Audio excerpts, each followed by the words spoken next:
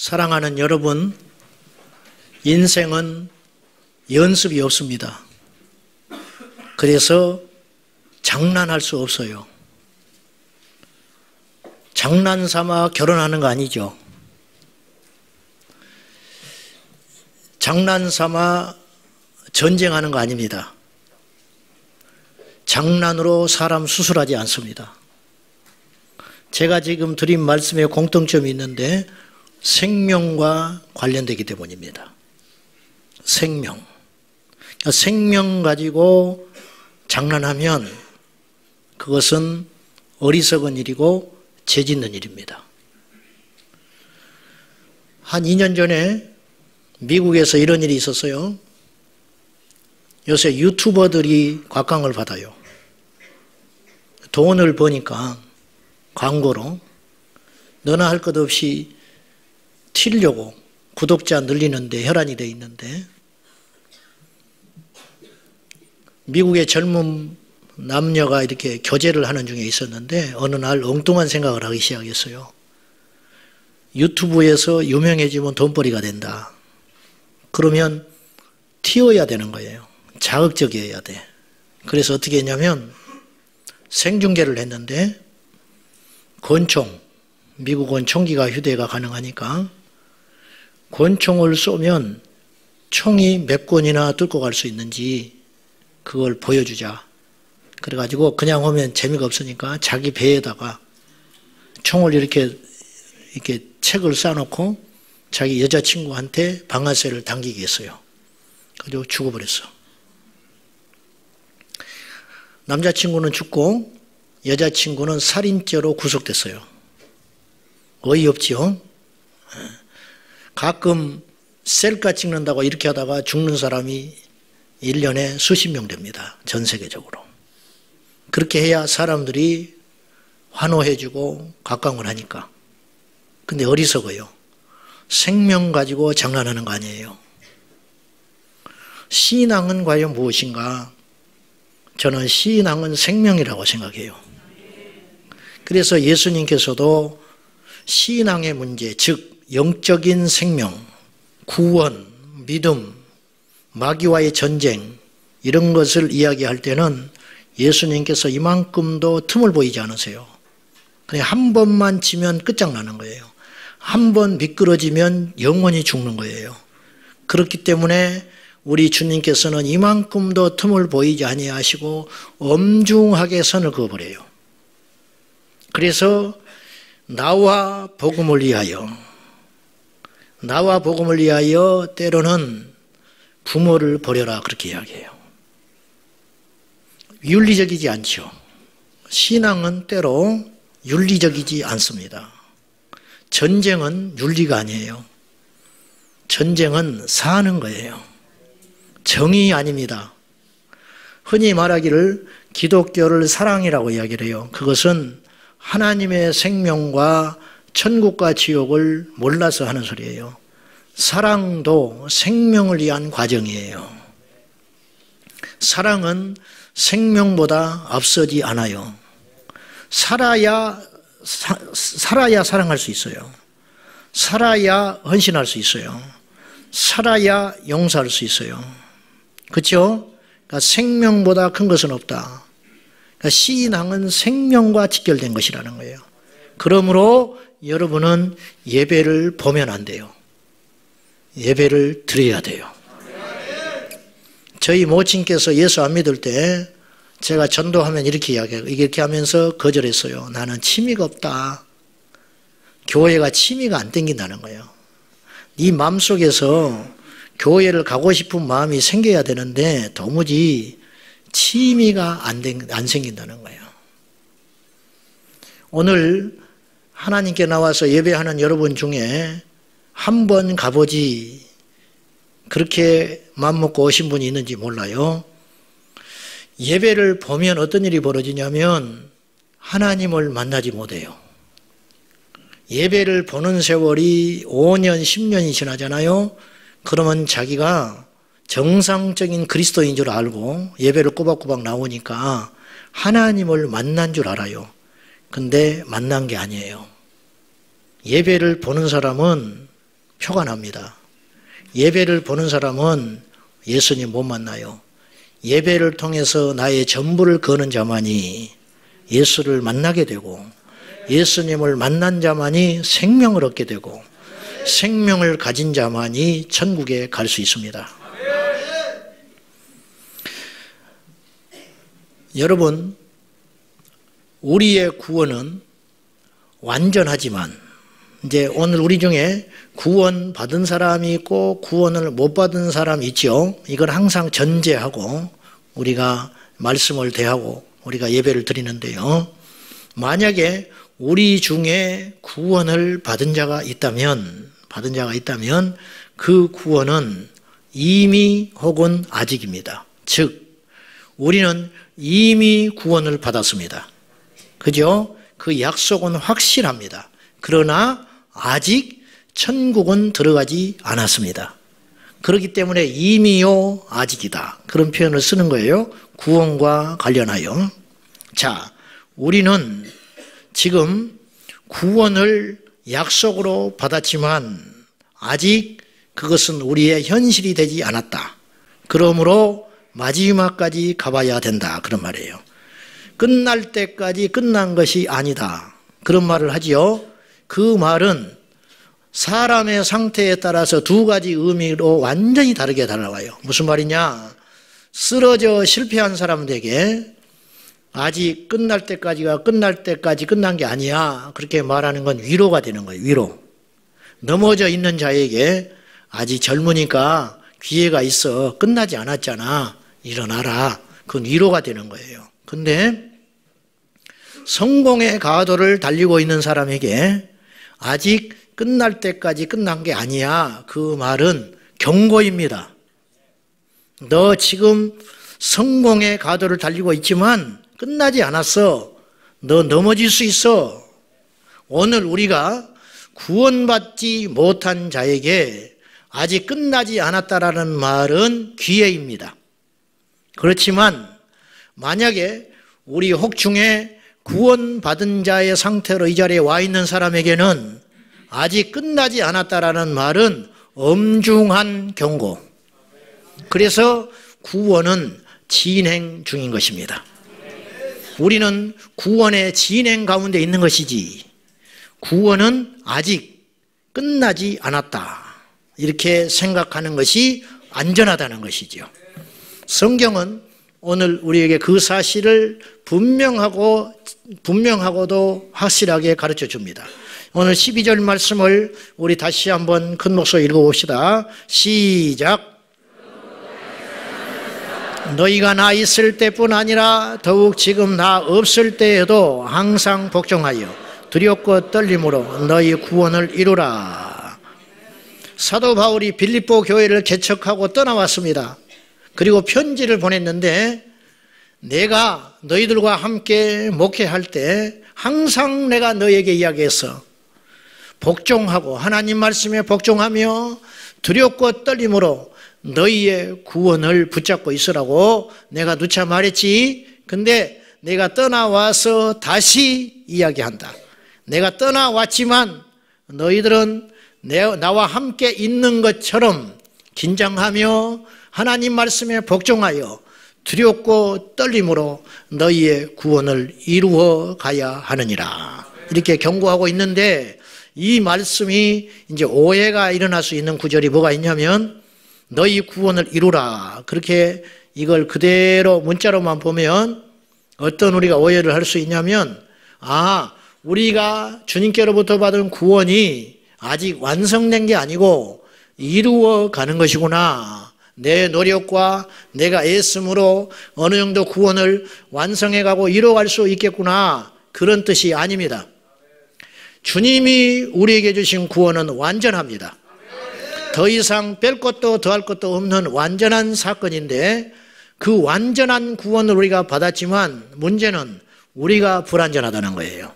그렇기 때문에 이 구원을 꼭 붙들고 있어야 한다, 그런 뜻으로 해석해야 돼요. 그래서 이 본문은 현대어 성경에 보면 이렇게 해석을 했어요. 여러분의 구원을 계속이라는 말을 주목해야 돼요. 여러분의 구원을 계속 이루어 가십시오. 이렇게 써 있고요. 킹 제임스 성경, 영어 성경에는 워크아웃이라고 그랬어요. 즉 워크아웃 해라. 계속 작업해라. 계속 붙잡고 있어라. 뭔가를 애쓰고 노력함으로 그걸 붙들고 있어야 된다. 그런 뜻입니다. 한 은혜로 받은 구원을 방치하지 말고 계속 작업하고 있어야 된다. 이런 뜻이에요. 헬라어로는 카테르가 추다이 그래요. 카테르가 추다이. 카테르가 추다이라는 말은 일을 완수하며 끝마쳐라. 그런 뜻이에요. 끝날 때까지 아직 끝나지 않았다. 성경에는 세 단어로 우리의 구원이 언제든지 잃어버릴 수 있다라고 경고하고 있습니다. 그 첫째 단어가 배교라는 단어입니다. 배교. 자, 데살로니가 후서 2장 3절. 신약 성경 중에 최초로 먼저 써진 책이 데살로니가 전후서고요. 사도 바울이 제일 먼저 쓴 서신서가 데살로니가 전서인데 그 편지를 쓸 당시에 바울의 심정은 그리스도의 재림 신앙으로 꽉 차 있었어요. 그래서 데살로니가 전후서는 재림의 이야기로 가득 차 있습니다. 그 재림에 대한 이야기를 하면서 데살로니가 후서 2장 3절 시작. 먼저 배교하는 일이 있고 저 불법의 사람 곧 멸망의 아들이 나타나기 전에는 그날이 이르지 아니하리라. 자, 그리스도의 재림과 관련하여 적그리스도가 출현하게 될 것인데 적그리스도가 출현하기 전에 너희들이 큰 환난 때문에 믿음을 저버리는, 너희들을 유혹하고 너희들을 속이는 일이 너무 그럴듯하게 일어나기 때문에 너희들이 배교, 믿음을 버리는 일이 일어나게 될 것이다. 경고하고 있는 거예요. 여러분, 믿음을 버린다는 말은 원래 믿음에 서 있었다 그런 뜻이에요. 두 번째 단어를 주목할 필요가 있는데 실족이라는 단어입니다. 실족은 성경에 다양하게 쓰여져요. 실족이라는 단어는 성경에 찾아보면 마음이 힘들어서 시험 든 상태, 이것도 실족이라는 말로 표현을 하기도 해요. 그 이제 문장 속에서 각기 다른 모습으로 나타나요. 똑같은 실족이지만 실족이라는 말은 미끄러져서 넘어진다는 것이잖아요. 근데 예수님은 구원과 관련하여 실족이라는 단어를 쓰셨습니다. 마태복음 5장 29절입니다. 자, 시작. 실족하게 하거든 빼어내버리라. 내 백체 중 하나가 없어지고 온몸이 지옥에 던져지지 않는 것이 유익하며 네 눈이 너를 자꾸 넘어뜨린다는 거예요. 원치 않게 보지 말아야 할 걸 자꾸 보게 만든다는 거예요. 그러면 네 눈이 너를 믿음에서 넘어지게 한다는 거예요. 그런 일이 발생하면 어떤 일이 벌어지느냐? 이 다음에 지옥이라는 단어가 나오지 않았으면 이 실족이라는 말은 지옥으로 떨어진다는 표현을 쓸 수 없지만 예수님은 지옥이라는 단어와 연결을 시켰어요. 네 눈이 자꾸만 너를 넘어지게 해가지고 범죄하게 하여 믿음에서 떠나게 하면 그 눈을 빼버리고서라도 믿음을 지켜야 된다. 그 믿음을 지켜내지 않으면 너는 지옥에 가게 될 것이다. 그러면 애초에 구원을 받은 상태였는데 믿음에서 실족하여서 지옥에 가게 되는 상태를 주님이 경고하고 있는 거예요. 또 하나의 단어가 있는데 파선이라는 단어입니다. 파선이라는 단어는 배가 침몰한다는 의미입니다. 자, 디모데전서 1장 19절입니다. 시작. 버렸고 그 믿음에 관하여는 파선하였느니라 그랬고요. 믿음에서 파선한 사람들에 대하여 실명을 거론을 했어요. 바울이. 디모데는 알아요. 디모데에게 편지를 보내면서 착한 양심과 믿음을 가져라. 근데 내가 보니까 어떤 사람은 양심을 버리더라. 또 어떤 사람은 믿음에서 파선해버리더라. 그 중에 후메네오와 알렉산더가 있었다. 그 이름을 거론한 것은 디모데가 알아듣기 때문에 이름을 거론한 거예요. 후메네오와 알렉산더는 어떤 사람이냐면 믿음 생활을 잘 하다가 어떤 이유, 어떤 까닭인지는 모르지만 믿음에서 파선한 케이스다. 바울이 경고하고 있는 거예요. 그런 사람이 되지 말아라. 너희 주변에 그런 사람이 있는지 살펴봐라. 바울이 경고하고 있는 것입니다. 현대어 성경에는 믿음에서 파산했다는 표현을 이렇게 썼어요. 어떤 이들은 양심을 버렸고 믿음을 완전히 잃어버렸습니다. 천국을 가려면 믿음이 있어야 돼요. 근데 믿음을 잃어버린 거예요. 못 들어갑니다. 천국에. 영화 보기 위해서 티켓을 끊었어요. 근데 친구들하고 막 장난하다가 티켓을 잃어버렸어. 조금 전까지 있었는데 들어가서 사정해도 안 들여보내줍니다. 티켓이 있냐는 거예요. 조금 전에 끊었다고. 있으면 갖고 와라고. 잊어버렸다고. 뭘로 증명할 거예요? 가서 또다시 나는 대가를 지불하고 표를 끊든지 아니면 그것을 보는 것을 포기해야 됩니다. 어려운 이야기가 아니에요. 믿음은 잃어버릴 수 있어요. 구원은 상실할 수 있습니다. 근데 사람들이 이것을 인정을 안 해요. 인정하고 안 하고는 중요한 게 아니에요. 사실이 중요한 거예요. 그래서 제가 누차 말했지만 우리는 안전한 편을 택하자. 왜냐? 인생은 연습이 없으니까. 또다시 환생할 수 없으니까. 죽은 다음에 그때 가서야 비로소 회개하고 주님, 나는 천국과 지옥이 있는지를 몰랐는데 예수님을 믿는 것이 무엇을 의미하는지 몰랐는데 죽고 나니까 깨닫게 됐습니다. 이제라도 제가 회개하고 예수님 믿을 테니까 나를 좀 도와주십시오. 그렇게 할 수만 있다면 이 땅을 대충 살아도 되지만 신앙의 문제만큼은 그럴 수 없는 것이라는 거예요. 그래서 윤리를 초월해야 된다 그랬어요. 제가 살기 위해서. 도덕을 버리라는 뜻이 아니에요. 살기 위해서. 전쟁을 나갔는데 도덕이 어디가 있습니까? 체면이 어디가 있습니까? 봐주는 게 어디가 있습니까? 마귀를 어떻게 봐줍니까? 이 세상과 어떻게 타협을 합니까? 아무리 그럴듯해도 타협할 수 있는 것이 아니에요. 선을 그으라는 거예요. 왜냐? 그래야 살 수 있기 때문에. 근데 오늘날은 그렇지 않은 것 같아요. 이런 이야기는 우리가 여러 번 했어요. 그렇다면 우리는 과연 우리가 받은 구원을 끝까지 유지하기 위해서 무엇을 준비해야 되냐는 거예요. 첫째는 죄와 피 흘리기까지 싸울 수 있어야 합니다. 죄를 방치하면 사망에 이르게 돼요. 성경에서의 사망은 죽는다는 뜻이 아닙니다. 하나님 앞에 버림받아 지옥에 떨어지는 것을 사망이라고 표현을 해요. 여러분, 죄 지은 사람도 이 땅에서 살아갑니다. 죄 짓는다고 죽지 않아요. 죄 짓는다고 가난하지 않아요. 때로는요, 죄 짓고도 이 땅에서 떵떵거리며 사는 사람도 있어요. 그러나 반드시 그 죄는 이 땅에서는 들통나지 않고 심판받지 않을지 모르나 주님 앞에 가면 반드시 심판받아서 멸망길로 가게 됩니다. 그 죄 중에 가장 으뜸인 죄는 어떤 죄냐? 예수 그리스도를 부정하는 죄라는 거예요. 예수 그리스도를 떠난 죄, 그 죄를 가지고 죽게 되면 멸망을 받게 된다는 것이에요.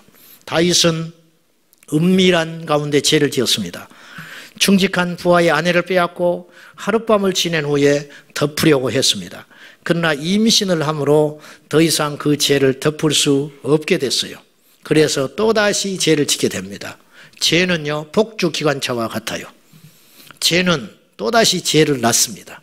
오늘 여러분 중에 은밀한 죄를 짓고 있는 분들이 있다면, 습관적으로 죄를 짓고 있던 분이 있다면 오늘 스톱하세요.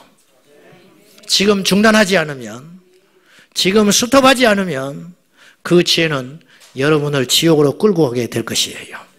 반드시 그런 날이 와요. 그러므로 지금 빨리 스톱하라. 정리하라. 그래야 사는 길이에요. 다윗이 죄를 짓고 또 죄를 낳았어요.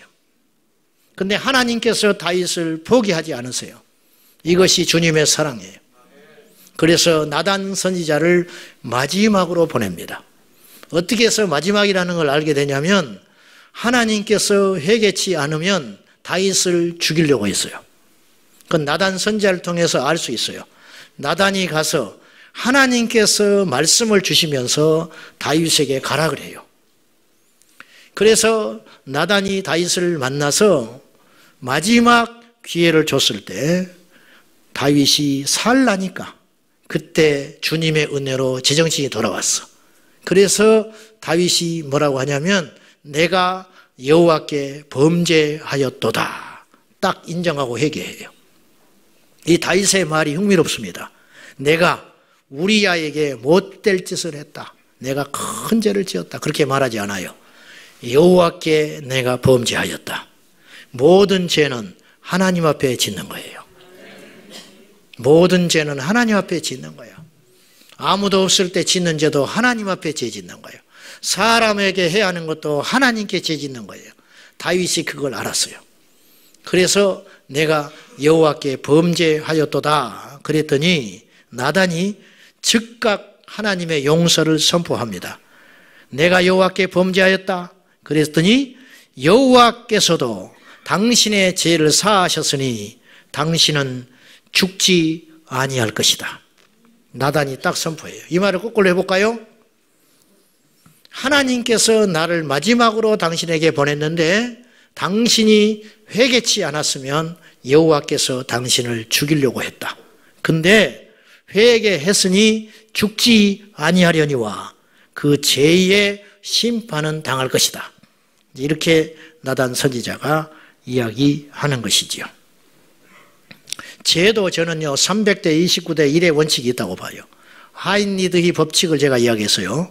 주님의 재림과 관련하여 하인리드 법칙이라는 건 뭐냐면 한 번의 인사사고, 한 번에 죽으려면 29번의 큰 사건이 일어나고 29번의 큰 사건 전에 300번의 경미한 사고가 일어난다는 거예요. 엘리베이터를 예를 들어보면 엘리베이터가 자꾸 소리가 나. 이건 300번에 들어가는 거예요. 소리가 나는 걸 계속 방치해서 놔두면 어떤 일이 벌어지냐면 어느 날 문이 안 열려요. 이건 이제 더 심각해진 거예요. 29번으로 넘어가는 거예요. 근데 문이 안 열리는 29번을 그냥 방치하잖아요. 그러면 엘리베이터가 떨어져 버립니다. 죄도 마찬가지예요. 다윗이 한 번에 넘어졌을까요? 나는 그렇게 안 봐요. 다윗이 그때 상황이 우리아의 아내 밧세바를 범할 때 배경이 어떠했냐면 다른 부하 장수들은 전부 전쟁터에 나가서 전쟁하고 있었어요. 그때 다윗이 느지막하게 일어났어요. 침상에서. 이게 뭐냐? 이게 바로 300번, 29번에 들어간 거예요. 예전에 다윗은 그렇지 않았어요. 낮잠을 즐기지 않는 자요. 왕궁에서 그렇게 한가로이 거하는 사람이 아니에요. 다윗이 위기가 온 거예요. 이제는 그렇게 해도 된다 생각했어요. 나태가 들어왔어요. 그리고 나니까 한눈 팔기 시작하는 거예요. 그리고 그 여인을 봤어요. 이제 29번으로 딱 들어가는 거예요. 그때 다윗이 돌아서서야 한 거예요. 근데 다윗이 그 인간의 욕정을 이기지 못했어요. 그리고 데려오라 했어요. 그리고 넘어져 버리는 거예요. 그러니까 이제 브레이크 없는 자동차가 돼버리는 거죠. 그냥 모든 이성과 모든 것들이 마비돼 버리고 하나님을 그 순간에 망각해 버린 거예요. 하나님은 우리를 사랑하시기 때문에 반드시 돌이킬 수 있는 기회를 주십니다. 가룟 유다에게 예수님이 경고하셨습니다. 너희 중에 하나는 나를 팔리라. 11명은 못 알아들어요. 그런 마음이 없기 때문에. 그러나 가룟 유다는 그 말이 뼈에 들려왔어요. 그때 가룟 유다가 회개했어야 했어요. 근데 가룟 유다는 무릎 꿇지 않았어요. 너희 중에 하나는 마귀니라. 나를 팔리라. 그래도 돌이키지 않으니까 예수님께서 또다시 마지막으로 기회를 주는데 떡을 찍어서 주는 자가 나를 팔리라. 그리고 찍어서 가룟 유다에게 주었어요. 그때 가룟 유다가 떡을 받고 회개하지 않고 떡을 받고 밖으로 나가버립니다. 그리고 나가더니 어둠이더라. 성경은 그렇게 써 있어요. 이제 영적인 비유로 따져보면 예수 그리스도를 떠나서 제2의 길로 들어서면 어둠이 기다리고 있는 것이라는 거예요. 우리가 죄와 타협하기 시작하면 언젠가 우리는 지옥에 가게 됩니다.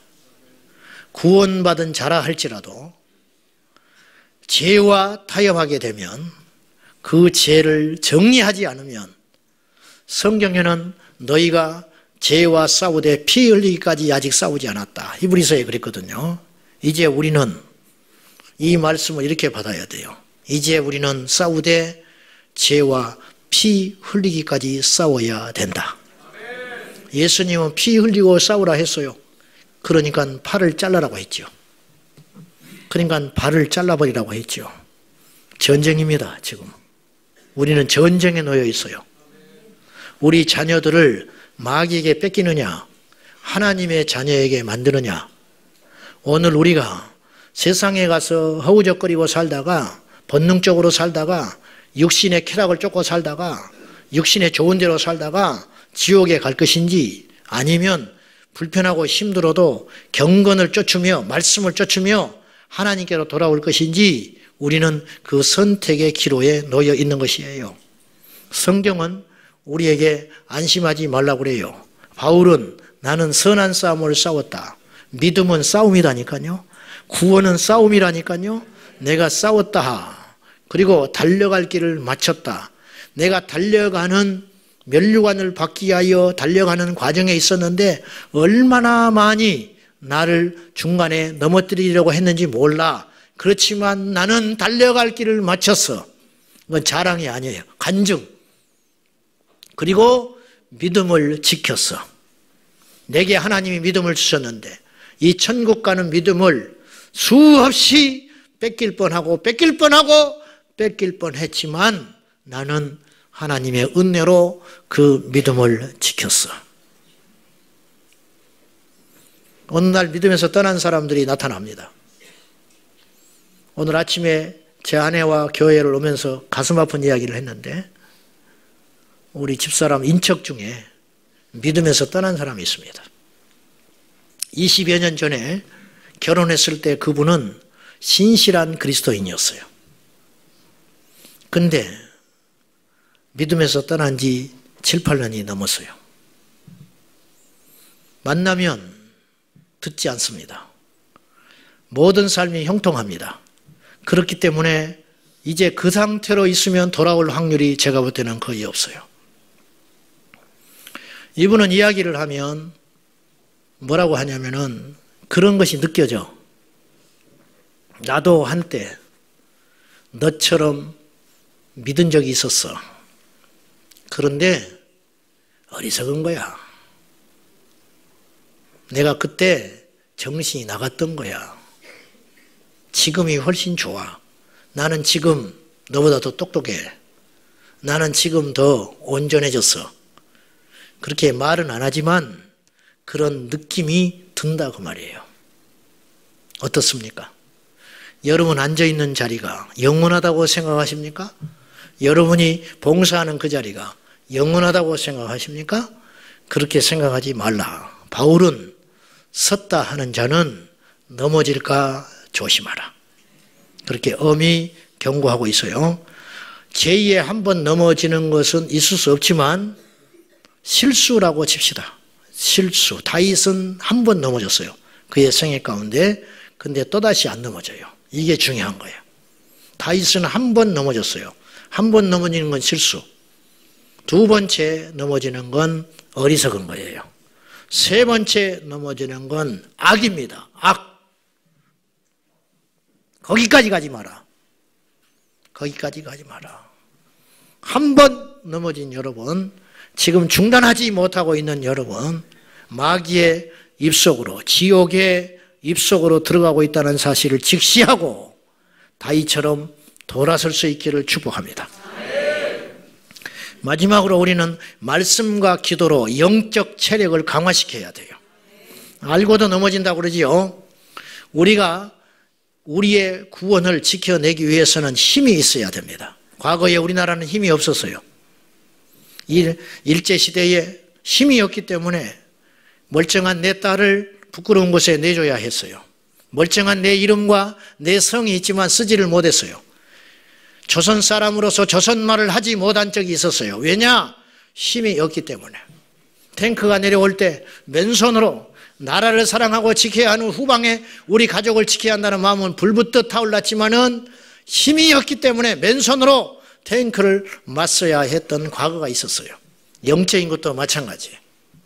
힘이 없기 때문에 천국도 믿고 예수님도 사랑하고 예배의 가치도 알고 죽은 다음에 세상이 기다리고 있는 것도 알지만 죄가 얼마나 무섭고 나를 넘어뜨린 다음에 어떠한 고통이 나한테 오는 것도 알지만 그걸 이길 수 있는 힘이 없기 때문에 알고도 번번이 넘어지고 마는 거예요.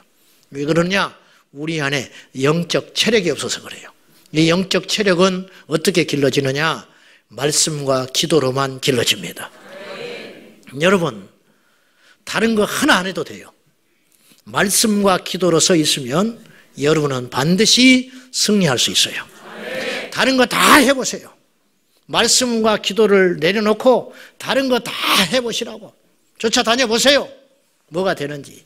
어떤 사람이 변했다는 것은 뭐냐면 말씀과 기도로 그 안에 충만했기 때문에 변한 거예요. 말씀과 기도로 영적 체력을 찾으라. 다른 방법이 없다. 기도 외에 다른 어떤 것으로 이런 종류가 나타날 수 없다. 기도 외에 귀신 안 나간다. 기도 외에 은혜 못 받는다. 기도 외에 하나님 만날 수 없다. 기도 외에 죄를 이기지 못해. 여러분 결심해 보세요. 상담을 받아보세요. 이길 수 있는지. 그건 내 무기가 되지를 못해요. 내 무기가 되려면 말씀과 기도에 굳게 서라. 그러면 하나님께서 우리에게 허락하신 이 구원을 굳게 붙잡을 수 있는 분별력이 생기고 힘이 생기고 무기가 생기고 능력이 생겨서 우리에게 입을 벌리고 집어삼키려는 지옥의 동물을 만들려고 하는 마귀의 계략에서 우리가 승리할 수 있게 된다. 그런 뜻입니다. 자, 빌립보서 3장을 한번 살펴보십시오. 3장 12절 이하의 말씀을 잠깐 나누고 마치겠습니다. 3장 12절 자 읽어봅시다. 시작. 온전히 이루었다 함도 아니라 오직 내가 그리스도 예수께 잡힌 바 된 그것을 잡으려고 달려가노라. 자, 뭘 지금 아직 얻지 않았다고 바울이 고백을 했냐면 11절에 보면 부활, 구원, 믿음, 승리 이건 같은 의미로 봐요. 그렇죠? 자, 내가 아직 부활의 약속을 받았지만 얻은 것은 아니다. 얻은 것도 아니고 온전히 이룬 것도 아니다. 나는 오직 그리스도 예수께서 약속하신 그걸 붙잡고 달려갈 뿐이다. 바울이 어떤 사람입니까? 우리하고는 비교가 안 되는 분 아닙니까? 근데도 바울은 그렇게 맘먹고 달려갔다는 거예요. 왜냐? 안전하기 때문에. 헛된 허황된 꿈을 평안을 위해서 허황된 꿈을 붙잡고 산 자가 아니라 바울은 안전한 걸 택했어요. 이게 지혜예요. 13절 형제들아 나는 아직 내가 잡은 줄로 여기지 아니하고 약속만 받았지 아직 잡았다고 생각하지 않는다. 오직 한 일 즉 뒤에 있는 것은 잊어버리고 앞에 있는 것을 잡으려고 표대를 향하여 달려간다. 나 예전에 주의 일 많이 했다 그런 뜻이에요. 나 교회 많이 세웠다. 옛날에 충만했다. 기도 많이 했다. 뜨거웠다. 그러나 그 모든 일은 옛적 일이다. 뒤에 한 일 나는 잊어버린다. 옛날에 여러분 중에 충만했던 사람들이 많이 있었어요. 옛날에 하나님께 매달리고 철야하며 기도하며 전도하며 눈물 흘리며 주를 위해 죽겠다고 다짐했던 사람들이 제법 여기 있어요. 묻고 싶어요. 지금은 옛적의 공로가 나에게 아무런 도움이 되지 않아요. 그건 천국 가서 상으로 받으면 되는 것이에요. 내가 정말 안전하기 위해서는 옛적 일을 생각하지 마라. 뒤에 내가 했던 모든 일은 잊어버리고 나는 앞만 보고 달려간다. 표대를 향하여 앞만 보고 달려가노라. 이것이 나는 안전하다. 그러므로 15절 그러므로 누구든지 우리 온전히 이룬 자들은 온전히 이룬다는 말은 현대어 성경을 보면 믿음이 성숙한 사람들은 이렇게 생각하라는 거예요. 즉 구원받은 자들은 그렇게 해도 무방하지요. 그러므로 누구든지 우리 온전히 이룬 자들은 서 있는 자들은 구원받은 자들은 잘 들으셔야 됩니다. 이렇게 생각할지니 어떻게 생각하느냐? 나도 넘어질 수 있다. 뒤엔 일은 잊어버려야겠다. 아직 완성되지 않았다. 약속은 받았지만 아직 내가 붙잡지 못했다. 그러므로 누구도 장담하지 못하니 그분의 약속을 붙잡고 쉬지 않고 달려가겠다. 이렇게 생각해야지. 만일 어떤 일에, 이 일에 대하여, 구원에 대하여, 부활에 대하여, 하나님의 약속에 대하여 너희가 달리 생각하면, 이 달리 생각한다는 건 뭐냐? 한 번 내가 구원을 받았으니 완전하다. 나는 괜찮다. 하나님이 지켜주시는데 이 구원을 빼앗기겠는가? 이렇게 안일한 생각을 하고 있는 너희들에게 하나님이 이것도 나타내시리라. 이 말은 무슨 말이냐? 하나님께서 너희들에게 다르게 분명하게 가르쳐 주실 것이다. 뭐냐? 안심하지 말라고. 나처럼 하나님께서 너희에게도 분명히 가르쳐 주기를 원한다. 아직 얻은 것이 아니라고. 아직 끝나지 않았다고. 그러므로 유혹에 빠지지 말고 나태하지 말고 지체하지 말고 오직 표대를 향하여 그 약속을 붙잡고 쉬지 않고 달려가라고. 주님께서 그렇게 너희들에게 나에게 가르쳐 주신 것 같이 너희들에게도 가르쳐 주실 것이다. 구원은 진행 중입니다. 약속은 확실하지만 완성되지 않았습니다. 아직 받지 않았어요. 그러므로 앞으로 우리 인생 끝나는 날까지 어떤 변수가 일어날지 누구도 장담할 수 없습니다. 100번 양보합시다. 내가 너무너무 피곤해요. 이런 설교하고 나면. 왜냐? 또 난립니다. 한 번 받은 구원이 영원한 것인데 어째서 이렇게 이야기한다고. 장로교 목사 같지 않다고. 막 난리예요.